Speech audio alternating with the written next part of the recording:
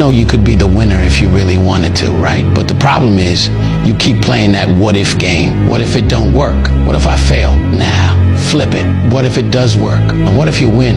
Then what? You're gonna be sitting there happy, right? You say you wanna win, but then you're scared to lose. What sense does that even make? Look, you can't talk about wanting to win and then be scared of the risk. That's not how this works. If you lock in, keep your head down and stay focused on the vision, how could you not win? The only thing that's gonna make you lose is your own mindset, and that's all on you. Your biggest enemy ain't out there, it's in your head. So if you wanna win, you gotta get out of your own way. And here's the truth. Every time you doubt yourself, you're slowing down your own progress. You either believe in yourself or you don't.